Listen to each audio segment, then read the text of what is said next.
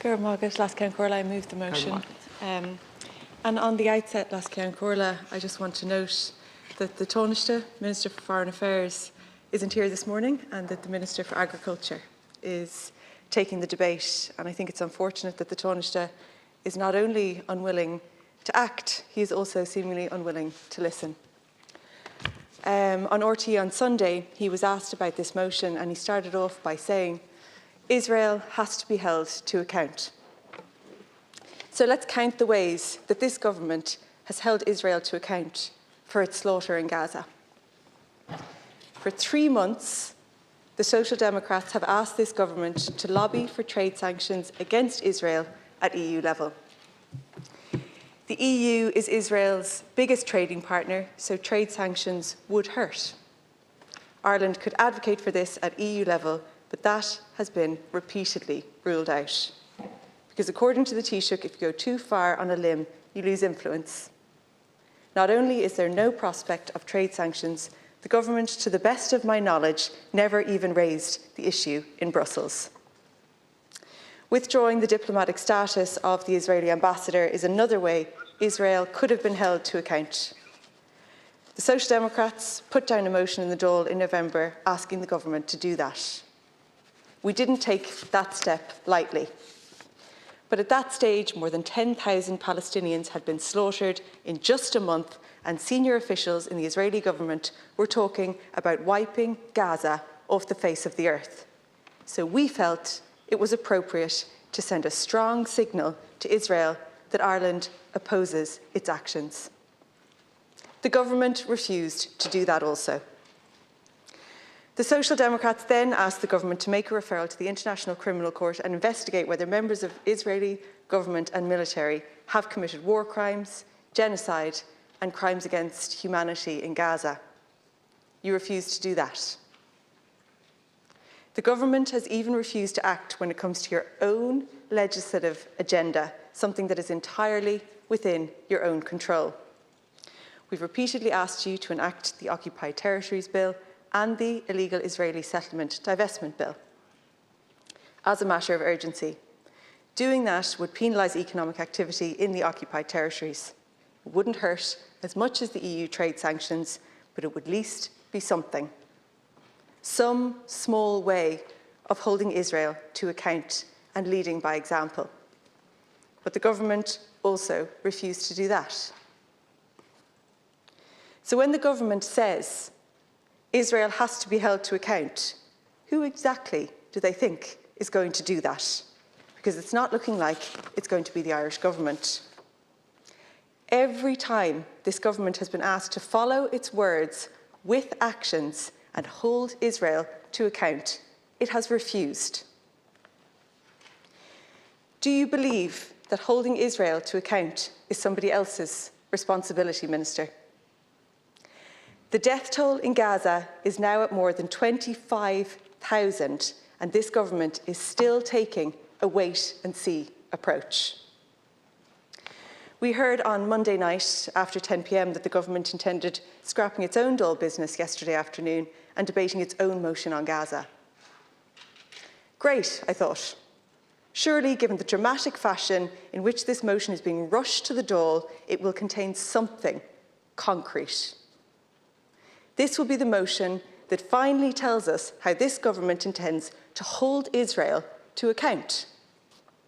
I thought it would contain some new commitment, some tangible support for the Palestinian people, but it didn't. It was just a restatement of everything we've heard from government before. And the question of supporting South Africa's case under the Genocide Convention at the International Court of Justice has been firmly kicked to touch. We are told you will strongly consider an intervention in the South African case, but only after the preliminary ruling has been made and after South Africa files its substantive case. That, as I'm sure you know, Minister, could take months. Meanwhile, an average of 250 Palestinians are being killed every single day. We do not need to wait for preliminary judgments and subsequent assessments to indicate our support. I'm sure the government knows that. Other countries certainly are not waiting for that to indicate their opposition. Germany, the US and the UK have dismissed South Africa's case out of hand. Germany have already indicated that they will be intervening at the International Court of Justice in support of Israel. They don't need to wait for the preliminary ruling, so why does this government? It's a question that the Taoiseach needs to answer. When Russia invaded Ukraine and later attacked civilian infrastructure, the Taoiseach was quick to label their actions genocide. On Twitter, he wrote that Russia's horrific attack on a railway station was, quote, further evidence of the barbaric nature of Russia's war on Ukraine. This is genocide and those responsible must be held to account. The Russians, of course, were rightly held to account for their brutal invasion of Ukraine. To name just some of the serious consequences that flowed from that invasion. Trade sanctions were almost immediately put in place across the Western world, travel visas were cancelled, and bank accounts were frozen. Israel has faced none of those consequences.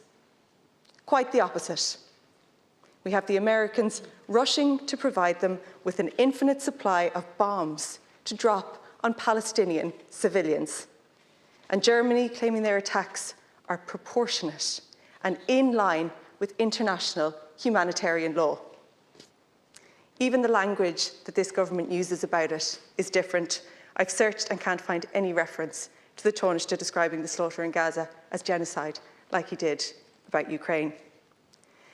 This is despite the enormous death toll, the tens of thousands who have been maimed, the collapse of the healthcare system, the breakout of famine, and the fact that the UN is now warning Gaza has been rendered uninhabitable. If this isn't a blatant double standard, can you, Minister, in your reply, explain the discrepancy? Clearly, genocide isn't a word the government want to use in relation to Israel, at least not until the preliminary ruling from the ICJ gives it some cover. Last week, the Taoiseach explained why this might be the case. He said that it was uncomfortable for him to accuse Israel of genocide given the Holocaust that the Jewish people suffered. But that entirely misses the point of the Genocide Convention. It was adopted in the UN in 1948 as a result of the Holocaust to ensure that never again would any person face an atrocity like that suffered by the Jewish people. It should also be pointed out that our motion does not ask the government to make a determination of genocide. It asks you to simply live up to your obligations under the Genocide Convention, which Ireland belatedly signed up to in 1976. Namely, to recognise the risk that a genocide is being committed in Gaza and act to stop it. Article 1 of the Convention obliges Ireland to do this, not just punish genocide, but act to prevent it. The International Court of Justice has previously explained what this obligation entails. A state's obligation to prevent genocide and the corresponding duty to act arise at the instant that the state learns of, or should normally have learned of, the existence of a serious risk that genocide will be committed. I don't think anyone in government can claim to be blind to the risk of genocide in Gaza. Or does the government require more death, more suffering, more disease, more starvation, or more devastation before it acts? Having spoken of holding Israel to account, it's time that this government did so. I would ask that the government supports this motion, which has one singular call, that the government take its responsibilities under the Genocide Convention seriously and support Africa in its efforts to stop a genocide in Gaza by intervening in the case of the ICJ as a matter of urgency and at the earliest possible opportunity. Minister, this is an opportunity for accountability, an opportunity to try to prevent genocide. It's not just the Social Democrats who think you should seize this opportunity. The government has a legal and a moral obligation to act, and to act now. Ciara, I have to say I wasn't expecting much from the government today on this, but they managed to sink below my already very low expectations. I'm genuinely shocked that they decided to amend our motion in the way that they have. Not only did ye amend it, ye rewrote it in its entirety. I would encourage people out there to have a look at our motion. It contained a series of indisputable and horrifying statistics about the depths of the slaughter and the depravity that is being inflicted on the Palestinian people. It noted some facts about the Genocide Convention and the International Court of Justice. And it made a simple call to support South Africa in its efforts to hold Israel accountable for its massacre as a matter of urgency. There were other things in our motion that the government would prefer the Dáil did not recognise. We noted the disturbing genocidal statements that have been made by senior Israeli officials, including the Prime Minister, the President, and the Minister for Defence. The government amendment erases this reference from the record. Why doesn't this government want to acknowledge those statements? Does it not concern them to hear Israeli officials openly cheer the devastation in Gaza while referring to Palestinians as human animals? Our motion also made specific reference to the 2,000-pound bombs that Israel is dropping on densely populated areas in Gaza. There's no reference to the bombs in the government amendment.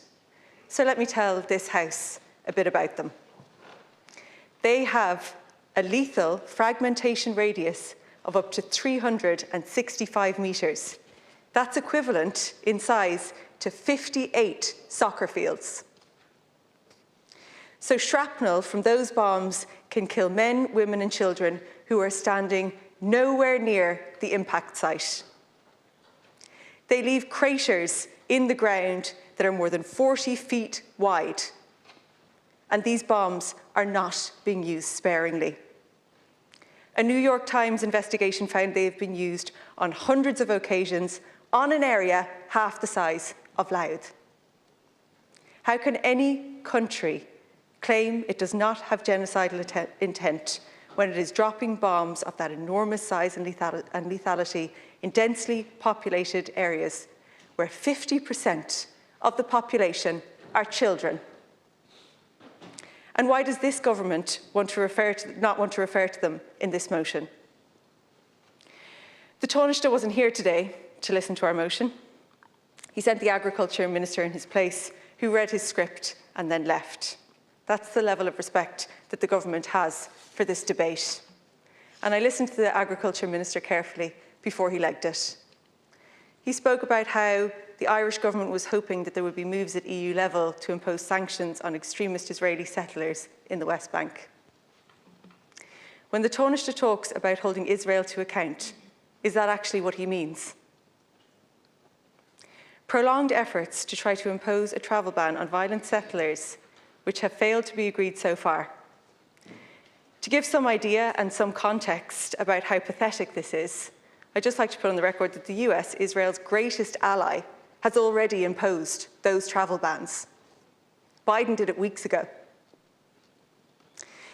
And in case government didn't know this, the entire Israeli government is full of violent settlers. Their Minister for National Security handed out automatic rifles to them at the very start of this conflict. So spare us the attempt to disguise this lack of action. The government talks about holding Israeli government to account, but has failed at every single opportunity to do so. You won't support South Africa at the International Court of Justice. You won't lobby for economic sanctions at an EU level. You won't refer a case to the International Criminal Court, you won't withdraw the diplomatic status of the ambassador, and you won't pass the Occupied Territories Bill or the Illegal Israeli Settlement Divestment Bill. Minister, words are not enough. The government not only should act, it has a legal obligation to act under the Genocide Convention, and you're refusing to do so.